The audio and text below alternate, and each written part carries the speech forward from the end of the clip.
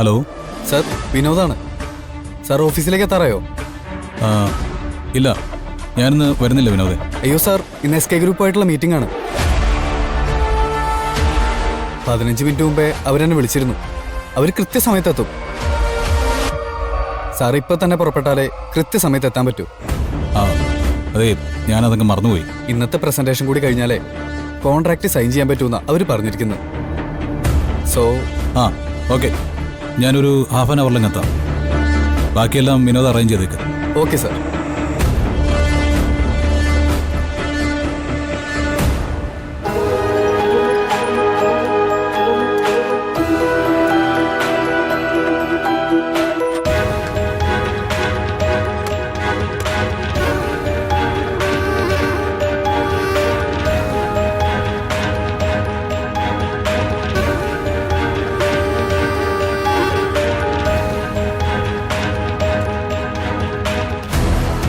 വരുൺ, ഇത് ഞാൻ അയൺ ചെയ്തു തരാം.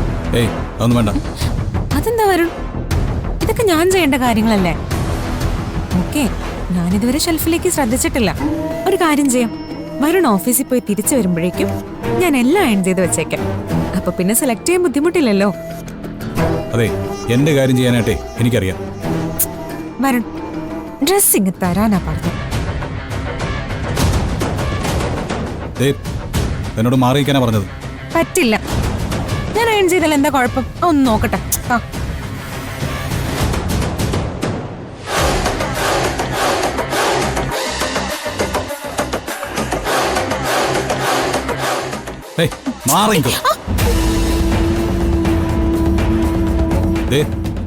എന്റെ മുമ്പിൽ അധികാരം സ്ഥാപിച്ചെടുക്കാനും നോക്കണ്ട. എനിക്കൊരു നല്ല കാര്യത്തിന് പോകാനുള്ളതാ. ശകനം മുടക്കി എന്റെ മുമ്പിൽ ഇങ്ങനെ നിൽക്കരുത്.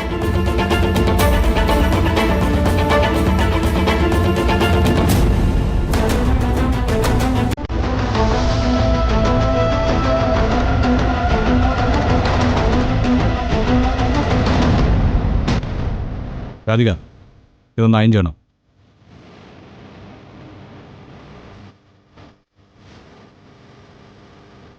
ഇതെൻ്റെ ജീവിതത്തിലെ പ്രധാനപ്പെട്ട ഒരു മീറ്റിംഗ്. എന്നോട് സത്യസന്ധമായ ഇഷ്ടമുണ്ടെങ്കിൽ ഇത് താൻ ചെയ്തിരിക്കും.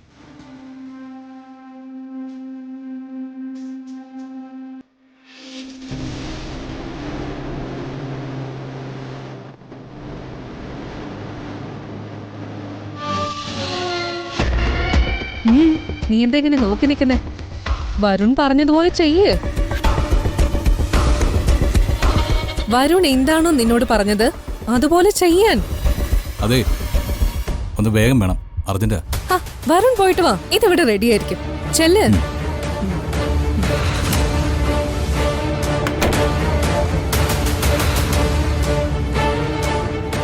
എടുത്ത് പ്രിയങ്കയോട് ഇത് ചെയ്യാൻ പറ. നിനക്ക് ചെയ്താ എന്താ കുഴപ്പം? അല്ല, ഞാനല്ലല്ലോ ഇതൊക്കെ ചെയ്യേണ്ടത്. ഓ, ഇപ്പഴേ വേദം വെക്കലൊന്നും വേണ്ട. നിന്നോടിത് ചെയ്യാനല്ലേ പറഞ്ഞേ? ഓ, ചെയ്യ്, ചെല്ല്.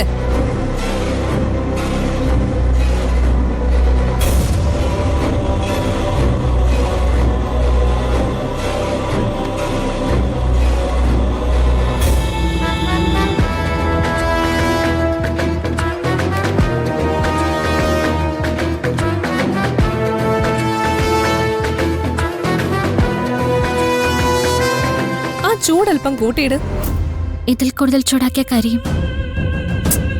നീയേ ആ ഷർട്ടൊന്ന് കരിച്ചേക്ക്.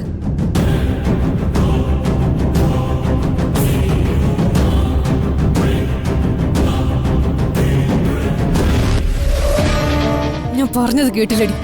അല്ല, വരുൺ ഓഫീസിൽ പോകാനുള്ളതല്ലേ? അതൊക്കെ അവൻ നോക്കിക്കോളും. എടുത്തി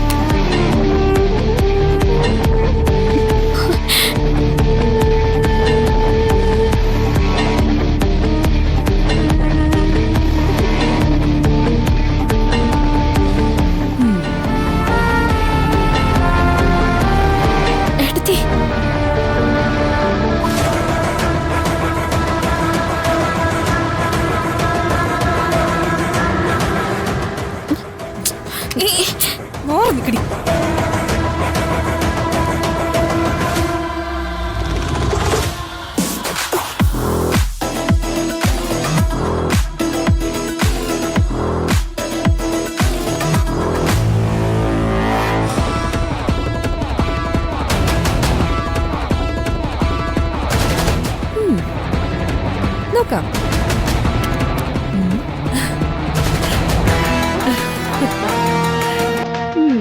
അടിപൊളി.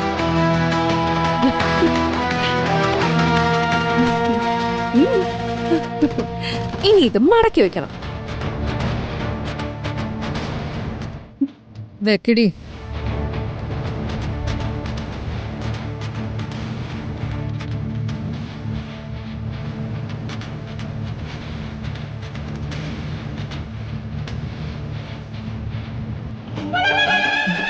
ഇനി എന്താ ചെയ്യേണ്ടതെന്ന് ഞാൻ പറഞ്ഞു തരാം.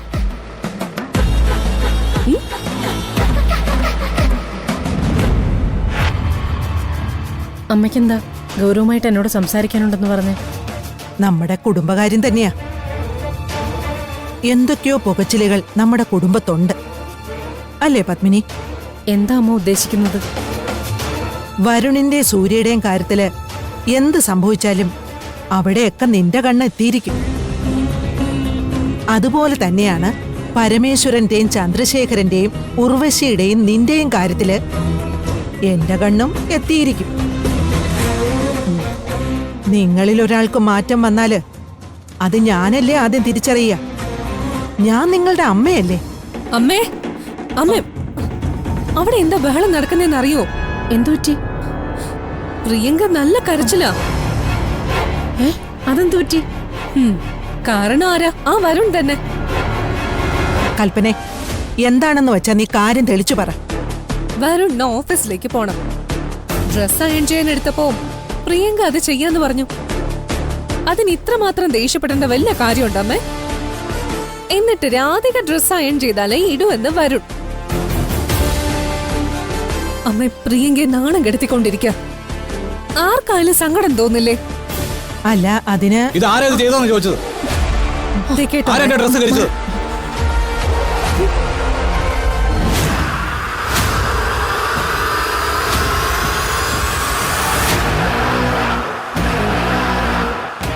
പ്രിയങ്ക താനത്ത് കരുതി കൂട്ടി ചെയ്തല്ലേ?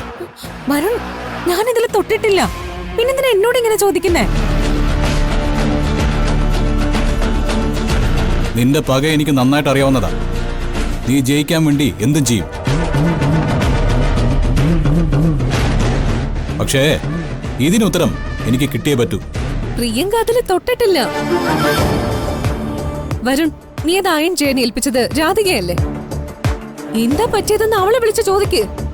ഏയ്, അതെ, രാധികയുടെ ഭാഗത്തുനിന്ന് ഇങ്ങനെ ഒരു മിസ്റ്റേക്ക് ഒന്നും പറ്റില്ല.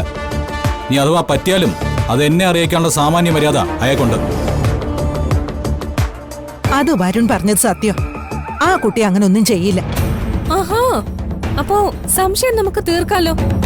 രാധികേ, രാധികേ. അതെ, ഞാനിത് സഹിക്കാൻ തുടങ്ങിയിട്ട് കുറെ ദിവസങ്ങളായി. എനിക്കിപ്പൊ തന്നെ ഇതിനൊരു പരിഹാരം ഉണ്ടാക്കിയേ പറ്റൂ. രാധികേ,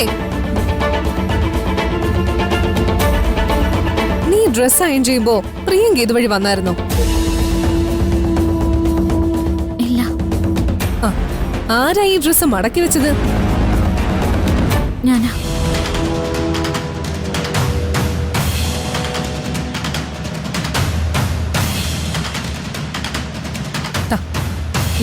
ദേ, ഇത് നിന്റെ കയ്യിൽ നിന്ന് സംഭവിച്ചതാണോ?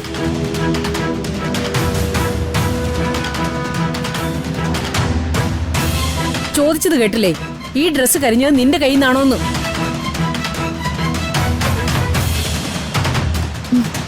അതെ.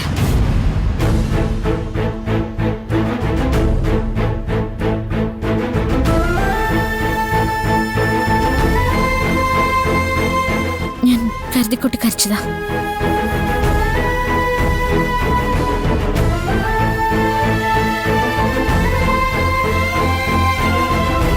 കരുതി കൂട്ടി കരിച്ചതോ? എന്തിനാ? ഇത്തരം ജോലികളൊന്നും ഇനി എന്നെ ഏൽപ്പിക്കാതിരിക്കാൻ.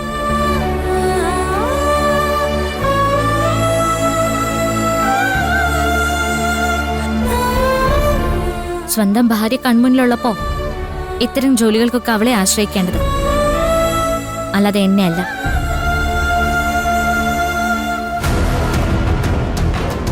മോളെ രാധിക, നീ എന്തൊക്കെയാ പറയുന്നേ? ഞാൻ പറഞ്ഞത് കാര്യമില്ല മുത്തശ്ശി. ഞാനിവിടെ വന്ന് നിൽക്കുന്നത് എന്റെ അനുജത്തിക്ക് ഒരു സഹായത്തിന് വേണ്ടിയാ, അല്ലാതെ വേറെ അടിമപ്പണിയൊന്നും എന്നെ കൊണ്ട് ചെയ്യിക്കാൻ ആരും കരുതണ്ട.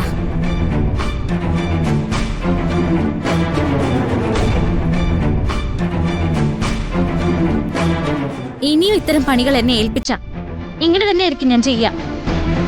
ഇതിന്റെ പേരിൽ എന്നെ ഇനി പറഞ്ഞു വിട്ടാലും കുഴപ്പമില്ല.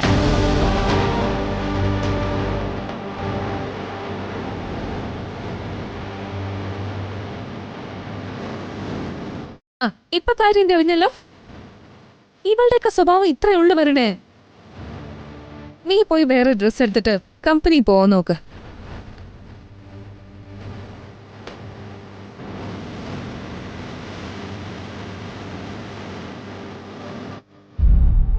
മോൻ യാത്ര മുടക്കണ്ട, പോവാന്നോ.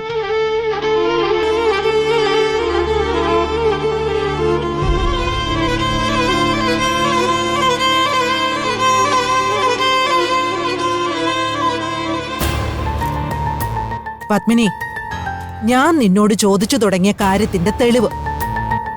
നമ്മുടെ കുടുംബത്തിന്റെ സഞ്ചാരം ഇപ്പൊ നല്ല നിലയിലല്ല.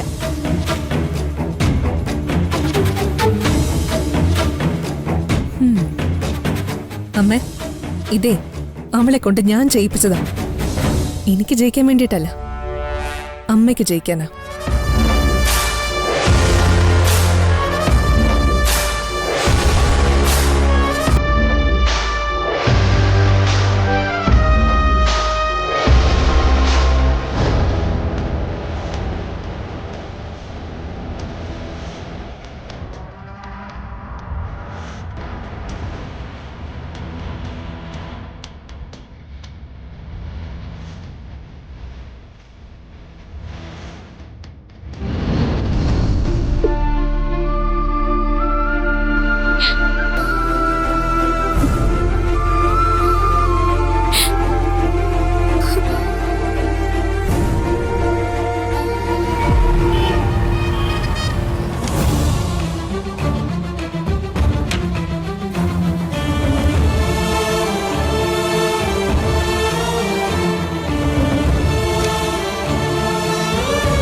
Good morning sir.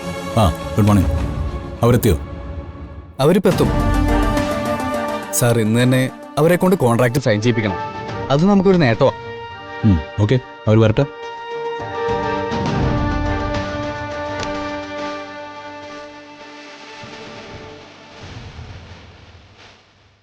ചോദിച്ചത് കേട്ടില്ലേ?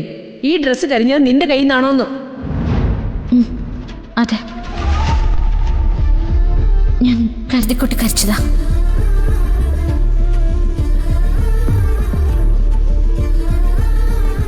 സ്വന്തം ഭാര്യ കൺമുന്നിലുള്ളപ്പോ ഇത്തരം ജോലികൾക്കൊക്കെ അവളെ ആശ്രയിക്കേണ്ടത്, അല്ലാതെ എന്നെയല്ല. ഞാനിവിടെ വന്ന് നിൽക്കുന്നത് എന്റെ അനുജത്തിക്ക് ഒരു സഹായത്തിന് വേണ്ടിയാ, അല്ലാതെ വേറെ അടിമപ്പണിയൊന്നും എന്നെ കൊണ്ട് ചെയ്യിക്കാൻ ആരും കരുതണ്ട. സാർ വരൂ. ആ, വരൂ വരൂ. Good morning. ഞങ്ങൾ പരമേശ്വരൻ സാറിനെ വിളിച്ചിട്ടുണ്ടായിരുന്നു. ആ, മറ്റൊന്നിനുമല്ല, ഇതുവരെയുള്ള ഡീലിങ്സ് അദ്ദേഹവുമായിട്ടായിരുന്നല്ലോ. അത് കുഴപ്പമില്ല. ഞാനും എൻ്റെ കാര്യങ്ങൾ അച്ഛനോട് ചോദിച്ചിട്ട് മാത്രമേ ഫൈനലൈസ് ചെയ്യാറുള്ളൂ.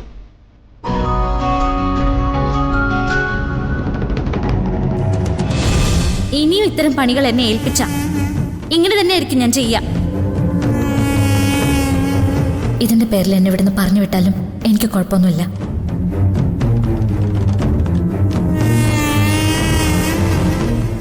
Sir, sir, I am sorry. നമുക്ക് ആരംഭിക്കാം. സാർ, നമ്മുടെ കോൺട്രാക്റ്റിലെ 1-2 ഡൗട്ടുകൾ ഇവർ ഉന്നയിച്ചിരുന്നു. മിസ്റ്റർ വരുൺ, ഞങ്ങളുടെ ഡൗട്ട്സ് ലാഭത്തിന്റെ വിഹിതത്തെക്കുറിച്ചാണ്. ഞങ്ങൾ പറയുന്ന ഡിമാൻഡ് വരുൺ അംഗീകരിച്ചിട്ടുണ്ട്. ഇല്ലെന്ന് ഞങ്ങൾ പറയുന്നില്ല. പക്ഷെ അത് 10 വർഷത്തിന് ശേഷമാണ് പ്രാക്ടിക്കലാവുക. അത് ഞങ്ങൾക്ക് റിസ്ക്കാണ്. 10 വർഷം സൈലന്റ് പാർട്ട്നേഴ്സ് ആയിരിക്കുക എന്ന് പറയുന്നത് ഞങ്ങളെപ്പോലുള്ളൊരു കമ്പനിക്ക് ചിന്തിക്കാൻ പറ്റില്ല. സി മിസ്റ്റർ പത്മകുമാർ, ഞാൻ ഇങ്ങനെ ഒരു പ്രോജക്റ്റ് നിങ്ങളോട് മാത്രമല്ല സംസാരിച്ചിട്ടുള്ളത്. ഇൻട്രസ്റ്റഡ് ആയിട്ടുള്ള കമ്പനികൾ ഒരുപാടുണ്ടായിരുന്നു. But I prefer you. അതിൻ്റെ കാരണം നിങ്ങളുടെ കമ്പനിയുടെ ക്രെഡിബിലിറ്റിയാണ്. സോ എഗ്രിമെന്റിലെ എൻ്റെ നിർദ്ദേശങ്ങളിൽ ഒരല്പം പോലും താഴാൻ എനിക്ക് പറ്റില്ല. പിന്നെ ലാഭവിഹിതത്തിന്റെ കാര്യമാണെങ്കിൽ നിങ്ങൾ മാർക്കറ്റ് സ്റ്റഡി ചെയ്യുന്നവരാണല്ലോ. നിങ്ങൾക്ക് നഷ്ടമുണ്ടാവുമെന്ന് എനിക്ക് തോന്നുന്നില്ല. ഞങ്ങൾക്ക് നഷ്ടമുണ്ടാകില്ലെന്നത് അത് വരണമെന്ന് വിശദീകരിച്ചു തരാമോ?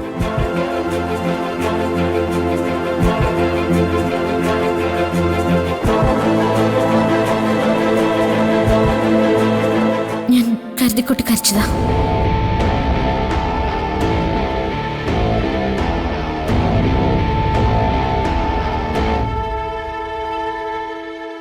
Mister Varun, what happen? കയറി വന്ന നിമിഷം മുതൽ ഞാൻ ശ്രദ്ധിക്കുന്നു. ഈ മീറ്റിംഗിൽ നിങ്ങൾക്ക് എന്തെങ്കിലും താല്പര്യക്കുറവുണ്ടോ? അതോ ഓൾറെഡി വേറെ ഏതെങ്കിലും കമ്പനിയുമായിട്ട് നിങ്ങൾ സംസാരിച്ചു കഴിഞ്ഞോ? കണിമംഗല ഗ്രൂപ്പിൽ നിന്ന് അങ്ങനെ ഒരു സംഭവം ഇതുവരെ ഉണ്ടായിട്ടില്ല, ഇനി ഉണ്ടാവുകയില്ല. Then why? വരുണിന് എന്തെങ്കിലും മാനസിക പ്രശ്നമുണ്ടോ? ഉണ്ട്. എനിക്ക് ഭ്രാന്താണ്. എന്താ ബുദ്ധിമുട്ട് വല്ലതും ഉണ്ടോ എനിക്ക്? സാർ അവർ ചോദിച്ചത് ആ അർത്ഥത്തിലല്ല. അതെ, വാക്കുകളുടെ അർത്ഥം എനിക്ക് നന്നായിട്ട് മനസ്സിലാവും. വരുൺ എന്തിനാ ദേഷ്യപ്പെടുന്നത്? നമ്മൾ അങ്ങനെ ഒരു ടേബിളിലല്ലോ ഇരിക്കുന്നത്. We are partners. എന്റെ ഓഫീസിൽ കയറി വരുന്നവർ എന്റെ സൗകര്യത്തിന് കാത്തിരിക്കണം. അല്ലെങ്കിലേ സംസാരിക്കാൻ എനിക്ക് അല്പം ബുദ്ധിമുട്ടുണ്ട്. വരുൺ, നിങ്ങൾ ആകെ ഇറിറ്റേറ്റഡ് ആണ്. മീറ്റിംഗ് വേണമെങ്കിൽ മറ്റൊരു ദിവസത്തേക്ക് മാറ്റിവെക്കാം. അതെ, എനിക്ക് പല ഇറിറ്റേഷൻസും ഉണ്ട്. അതൊന്നും നിങ്ങളോട് വിശദീകരിക്കേണ്ട കാര്യം എനിക്കില്ല. Varun, you are just insulting us. Okay, നിങ്ങൾക്ക് അങ്ങനെ തോന്നിയെങ്കിൽ ഈ ബിസിനസ് നമുക്ക് ഇവിടെ വെച്ച് അവസാനിപ്പിക്കാം. എനിക്ക് നിങ്ങളുമായിട്ട് ബിസിനസ് ചെയ്യാൻ താല്പര്യമില്ല. സാർ എന്താ ഈ പറയുന്നേ? Sir please. അതെ, ഇവരെ പറഞ്ഞു വിട്ടേക്ക്. കണിമംഗല ഗ്രൂപ്പിന് ഇവരുമായിട്ട് ബിസിനസ്സിന് താല്പര്യമില്ല.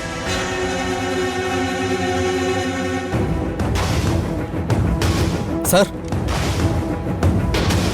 എക്സ്ക്യൂസ് മീ, സാർ എന്തോ ടെൻഷനിലാണെന്ന് തോന്നുന്നു. അല്ലെങ്കിൽ ഇങ്ങനെ ഒന്നും. താൻ ഇനിയിപ്പോൾ വെള്ളപൂശാൻ നിൽക്കണ്ട. വരുൺ ആർക്കോ ഈ ബിസിനസ്സിന് കൈ കൊടുത്തിട്ടുണ്ട്. പക്ഷെ നേരെ ചൊവ്വേ അത് ഞങ്ങളോട് വിളിച്ചു പറയാനുള്ള ഒരു മര്യാദ കാണിക്കാമായിരുന്നു. സാർ, അങ്ങനെയൊന്നുമല്ല.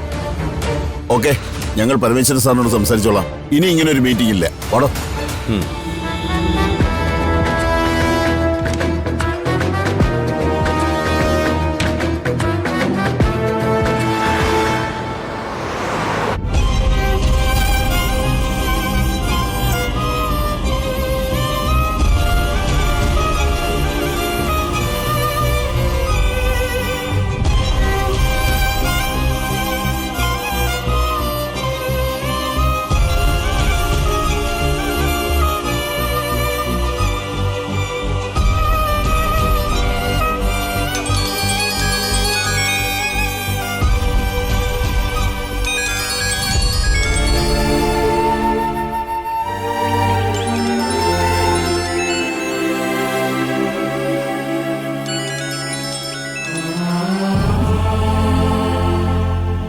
ഹലോ, രാധിക, താനിപ്പോ എവിടെയാ? ഞാൻ മ്യൂസിക് സ്കൂളിലാ. അല്ല, ഞാനിപ്പോ അങ്ങോട്ട് വരാം. എന്തിനാ? താൻ എൻ്റെ കൂടെ പോരണം. എൻ്റെ കൂടെ കുറച്ച് സമയം യാത്ര ചെയ്യണം. എനിക്ക് കുറച്ച് സംസാരിക്കണോളൂ. ഞാൻ വരില്ല. ആ, പിന്നെ കൂടെ യാത്ര ചെയ്യാൻ ഒരാളെ ആവശ്യമുണ്ടെങ്കിൽ പ്രിയങ്ക വിളിക്കേ. ഭാര്യയല്ലേ? എന്തിനാ ഈ ഭാര്യ എന്നുള്ള പദം ആവർത്തിച്ച് ഉപയോഗിക്കുന്നത്? അത് നീയല്ലേ? നിന്നെയല്ലേ ഞാൻ താലി കെട്ടിയത്? കഴിഞ്ഞു പോയ കാര്യങ്ങൾ വീണ്ടും വീണ്ടും പറയണ്ട. എന്റെ നിലപാടുകൾ ഞാൻ പറഞ്ഞു കഴിഞ്ഞു. എനിക്കിന്ന് പ്രധാനപ്പെട്ട ഒരു മീറ്റിംഗ് ഉണ്ടായിരുന്നു. കമ്പനിക്ക് ഒരുപാട് ലാഭം കിട്ടുന്ന കേസാണ്. പക്ഷെ വന്നവരുടെ മുമ്പിൽ എനിക്ക് ആ പ്രോജക്റ്റ് പ്രസന്റ് ചെയ്യാൻ പറ്റിയില്ല. അവരുടെ മുമ്പിൽ ഞാൻ തോറ്റുപോയി. എൻ്റെ മനസ്സ് എൻ്റെ കയ്യിലല്ലായിരുന്നു. അവരുടെ അടുത്തിരിക്കുന്ന സമയം പോലും ഞാൻ തന്നെക്കുറിച്ചാണ് ചിന്തിച്ചുകൊണ്ടിരുന്നത്. രാധിക, പ്ലീസ്, ഞാൻ തന്നോട് അധികാരം കാണിക്കൊന്നുമല്ല. ഇങ്ങനെ ഒരു അവസ്ഥയിൽ നിൽക്കുന്ന ഒരാളോട് ഒരു അനുകമ്പയെങ്കിലും കാണിക്കുക. അറ്റ്ലീസ്റ്റ് ഒരു 5 minutes എങ്കിലും എൻ്റെ കൂടെ സ്പെൻഡ് ചെയ്യും. ഞാൻ വരില്ല. എന്നെ അന്വേഷിച്ച് ഇവിടേക്ക് വരാനും പാടില്ല. എന്താ എന്നെ ഭീഷണിപ്പെടുത്തുകയാണോ? അതെ.